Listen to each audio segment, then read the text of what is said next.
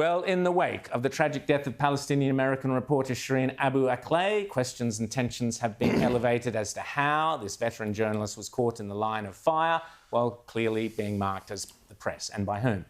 To help make sense of that situation, of the Ukraine, of Israel's relationship with Russia, and of what is happening with Iran, more importantly, we are now joined by a favourite here on Outsiders. He's here in Sydney, he's here in the Outsiders studio, Colonel Richard Kemp. Great to see you. How are you, Richard? Great to see you and a real pleasure. Thank you. Welcome to Sydney. We often see you on Skype, and during COVID we saw you and all locked away wherever. But you're here in Sydney.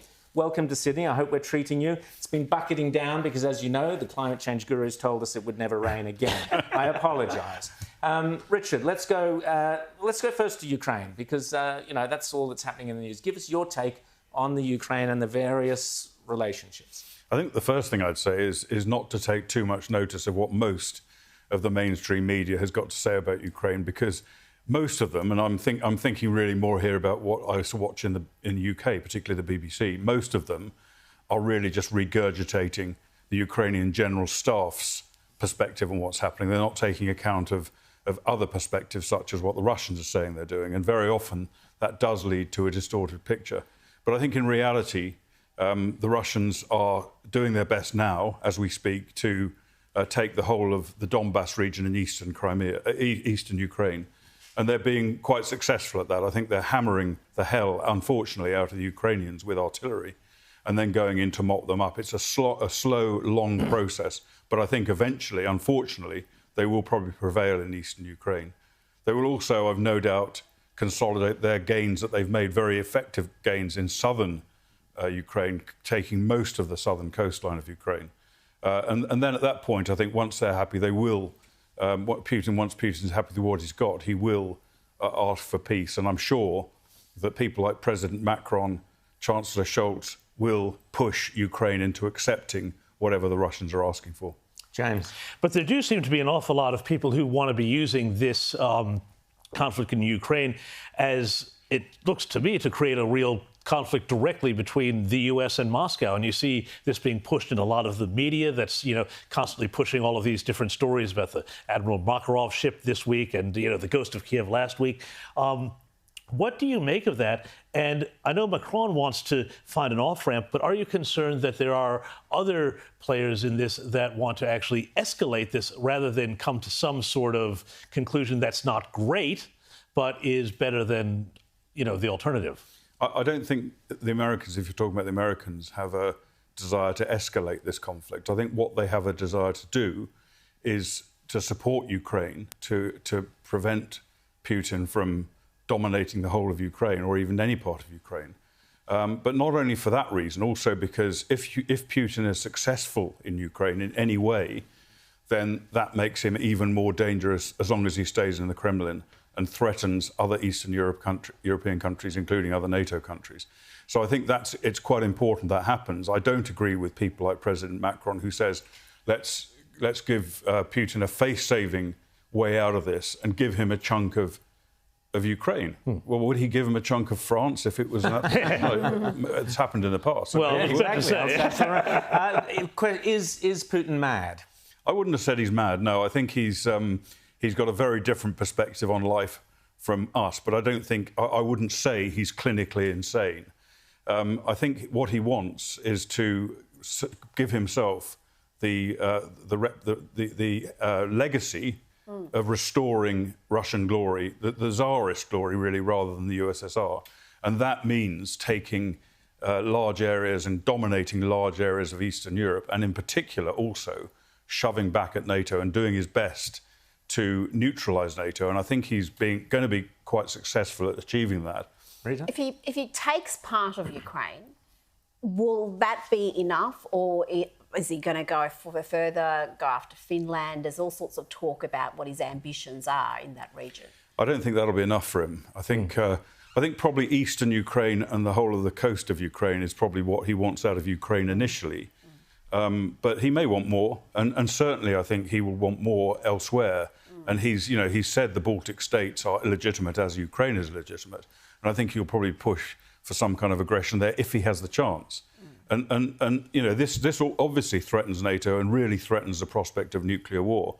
And therefore, my view is that NATO's #1 priority should be to get rid of Putin. And I'm not suggesting that NATO forces or agents deliberately assassinate Putin, but I think they should do all they can to support resistance movements in Russia. Isn't regime change a very risky strategy? We've seen what's happened in Libya, we've seen what's happened in the Middle East, and it doesn't often work out the way you intend. I mean, the next Putin could be even worse than this one. Agreed, and that's always a risk. But we know what we've got now, and it's extremely dangerous. So I think we should be working to identify, and I hope we are doing this, to identify a much better successor to Putin and then doing what we can to support the Russians in bringing that about. I don't think we should be directly bringing him down. But then doesn't this create almost, it legitimizes in a weird sort of way Putin's standing in the eyes of the Russian people? Because if his whole narrative is, you know, fear of encirclement, you know, the West is against us, then you get Finland joining NATO, and he's going to say, well, look at this, I'm right. And, you know, weirdly, support for Putin goes up in Russia, even as in the West, we all look at this guy as this terrible monster. I'm sure that's right, but what's the alternative? The alternative is to put our hands up and accept that he is, you know, the aggressor he is, and let him get away with it. I mean, he knows, Putin knows, and I'm sure many of the Russian, if not most of the Russian people know, that NATO, whether Finland and Sweden are in it or not, presents no threat to Russia. He knows that. He doesn't think NATO is an aggressive alliance. NATO is a defensive alliance, and he knows it. He just wants to get rid of them and to expand his influence. And I'm sure many people in Russia think that. But you're right, it is a real risk.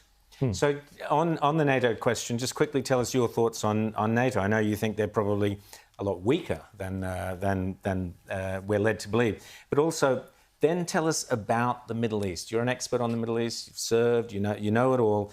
These links, what's happening? We're viewing it very much from the European point of view. But what is the Middle East? Syria, Russia, Iran, Israel? How are they viewing this conflict? Yeah, I've often been called a know-it-all, Ray. I'm used to it.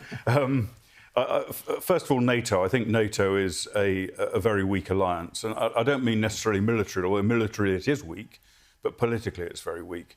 And although people say, you know, the first Russian toe cap on NATO soil, that'll be huge consequences for Putin, I don't believe that. I think he will be able to put a toe cap, or more than a toe cap, into, say, the Baltic states. And NATO will not militarily react to that. For the same reason as they're saying they're not directly reacting to Ukraine, because they're terrified of Putin's nuclear deterrent or aggression, whatever. So I think that's the reality of NATO. I'm sorry to say that, and I hope it's not true, but I believe it. In terms of the Middle East, I think that very clearly countries like Iran, there aren't many countries like Iran, but I think Iran... Thank God for that. Thank God, yeah. Iran, as they looked at Afghanistan and saw the weakness of the West in Afghanistan, as did Putin, I think they are looking at this situation and they are seeing also the weakness of NATO. And but NATO, it's not just the weakness of NATO. I mean, you have a guy in the White House right now who is, by all accounts, you know, essentially senescent. Now, whether that's, you know, to the degree to which that's true or not, it's not cutting a very prepossessing figure, shall we say, on the world stage. Aren't all of these dictators, the Putins, the Iranians, all going to be making as big a run as they can between now and, say, 2024? China. Absolutely. And you know, when I say the weakness of NATO, the US is NATO. Right, that's what I mean. The British Defence Minister says when the US decided to withdraw from Afghanistan, he asked all NATO members to retain a presence in Afghanistan after the US left.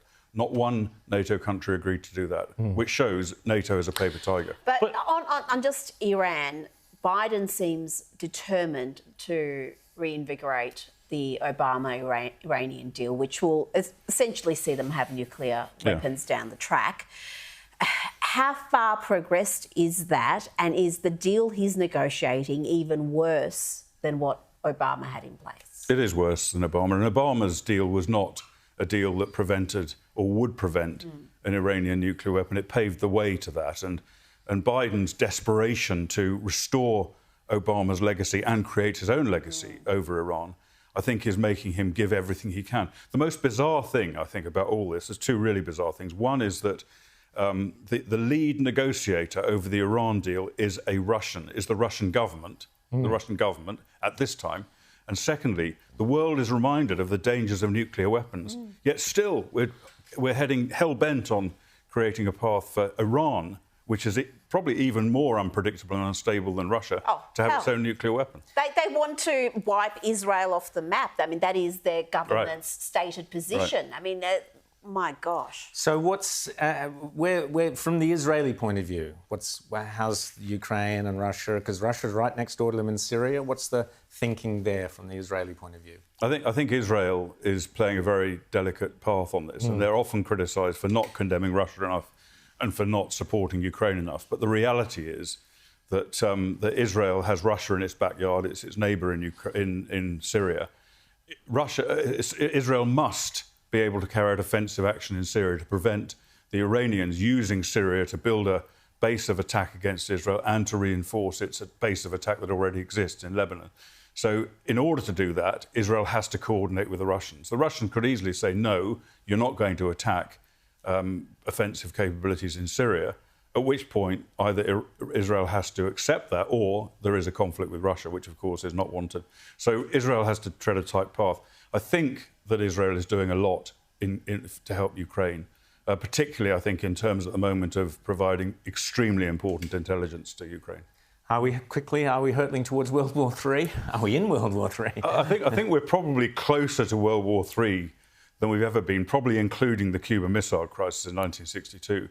I'm not suggesting, I wouldn't want to terrify your listeners if they believe a word I say, that we're on the verge of it. I hope we're not, but I think we are at a very, very dangerous point now. Colonel Richard Kemp, thanks so much for talking to us here on Outsiders. Outsiders always love to hear your point of view and to have you here in person in Sydney. So if you see Richard today, come up and say good day to him. Thank you so much, Richard, for coming on.